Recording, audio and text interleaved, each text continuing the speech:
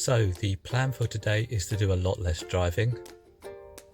I'm planning to spend the day visiting a few quaint French villages.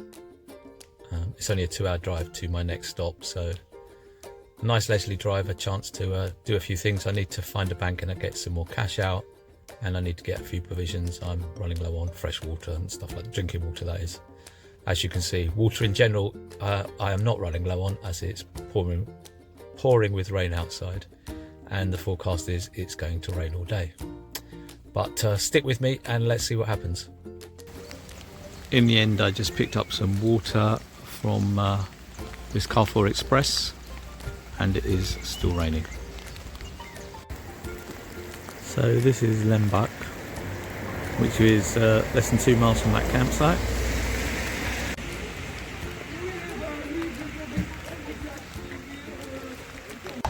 And that's the building I think I'm going to be heading to in a minute. It seems to be very popular with the locals.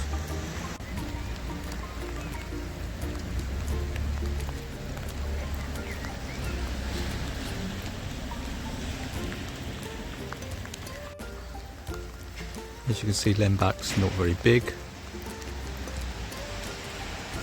Now the only places that seem to be open at the moment, which is around about 8:30, 8:45, are the Carrefour and the patisserie. As you can tell, my low carb diet is taking a bit of a knock on this trip so far, especially if I'm going to head to that building over there, which is what I'm planning to do for breakfast.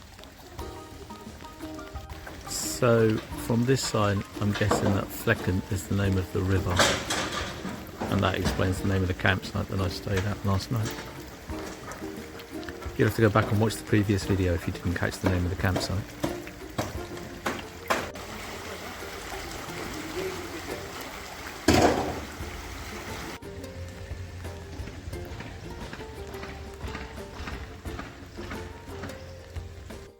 So I managed to use my appalling language skills in the patisserie to buy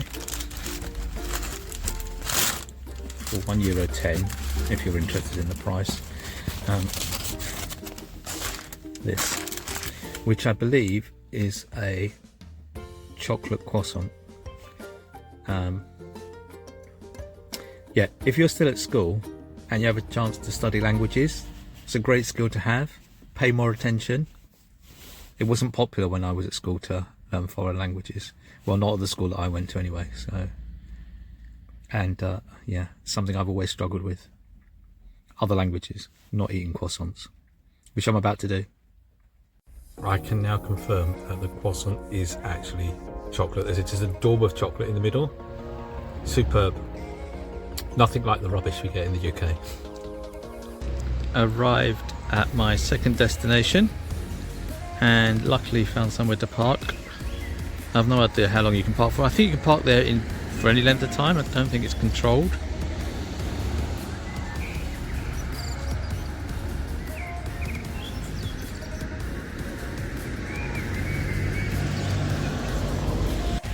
So I'm just going to walk into the town centre of Aubenet. I assume that's how you say it. Sorry about the leaf blower in the background.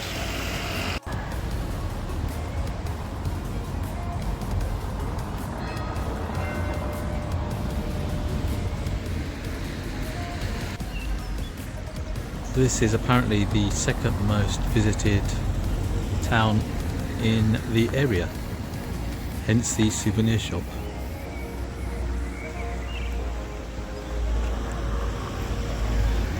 This is one of those places where it's hard to work out where to point the camera because there's so much to look at.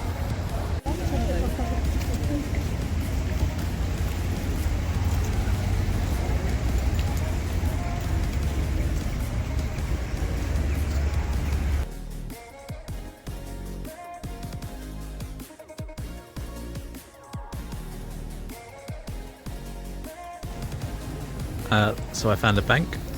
Got some cash, so that one can be checked off. For anyone with a sweet tooth, you may want to visit this shop, and again you may want to avoid it. Depends how good your self-control is. Oh, more delights for you, people with a sweet tooth. Okay, if you have a problem with self-control, this may not be the place to visit. This is the third place I've found, sorry about the noise, selling this one chocolates this time. Being somewhere like this really makes me realise how incredibly sad that almost every town in the UK is now exactly the same. Starbucks and the M&S and all the same shops.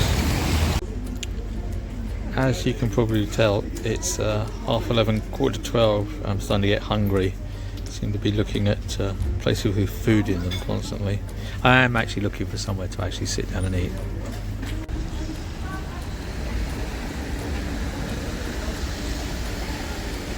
It is also quite busy here compared to all the other places I've been. Well, I haven't actually been to that many places so far. And of course they've got a little train thing to take people around. Actually the whole town's not very big. It reminds me in some ways of Wells in Somerset.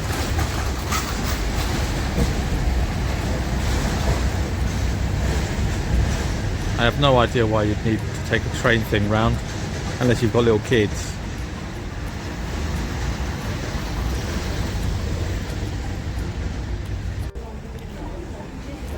Okay, if you want to read this in full, I suggest you pause the video, unless you read extremely fast.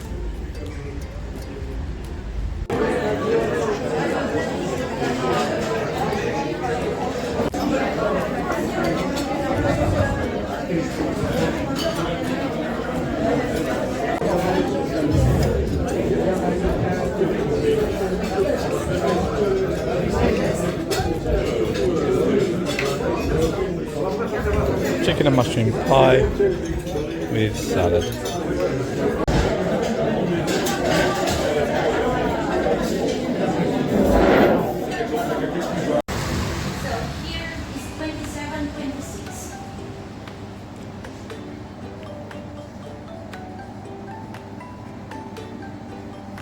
So I was walking along earlier and they tempted me to taste some cheese as I was walking past.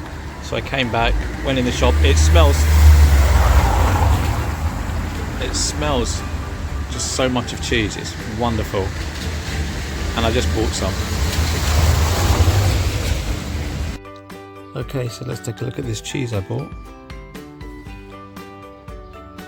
So that's rosemary and thyme. About 400 grams, 420 grams, something like that.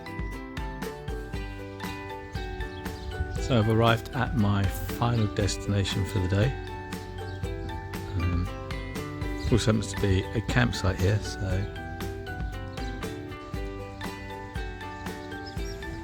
I would be spending the night here. Not particularly scenic in the campsite, but let's see what the town has to offer. So this is the road just outside the campsite. Oh, looks like somebody else might be arriving. So this is the region that this particular area is quite famous. There's lots of vineyards around here, and the name of the town is on that part of the building. For anybody who wants to know exactly where I am. And I almost forgot to mention, this is like 20 meters from the campsite.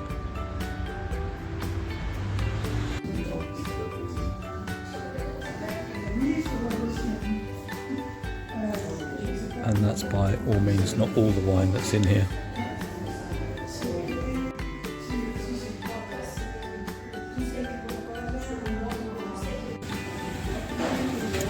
Well, I had to have a taste at least.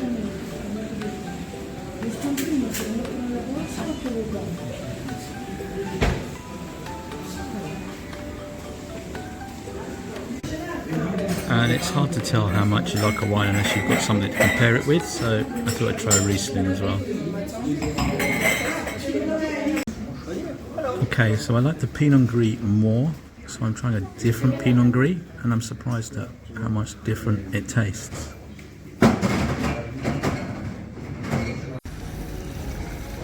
Okay, I decided it was probably time to stop tasting wine and take a look around the town. So it turns out the sightseeing train seems to be obligatory in every town. Not my thing. So the rain has stopped and it's actually quite warm. Not blisteringly hot, but pleasantly warm. Unfortunately, I'm now still wearing a raincoat because I don't know if it's going to rain again. I mean, the forecast said it was going to rain most of the day, so I'm pleasantly surprised that it's dry at the moment. Of course, the other reason I may be feeling quite good is I've just tasted 3 glasses of wine, and for some reason, when I was tasting the wine, they went down quite quickly. So they weren't full glasses; they were only like a third of a glass, just less than a third of a glass. But it does mean I've knocked back a glass of wine fairly rapidly. So I'm feeling very relaxed today. So when they say this is kind of the heart of the wine region around here, you can see why. Because literally it's growing on the hillside. I mean, who doesn't like a nice old town with a castle on the hill?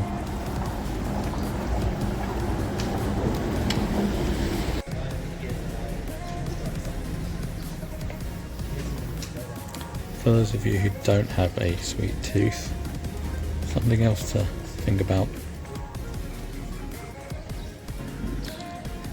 Just thought I'd do a time check for anybody that's interested.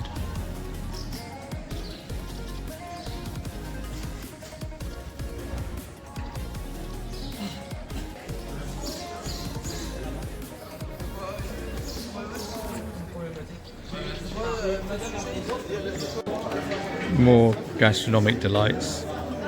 The reason you hear people in the background is it's like a school party marching through town.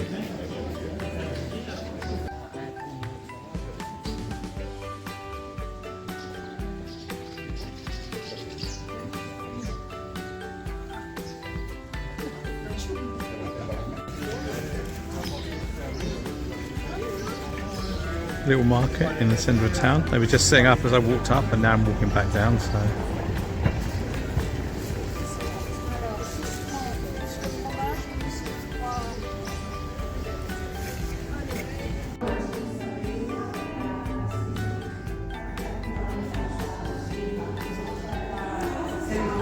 it's not been all food. A small exhibition by 12 local artists.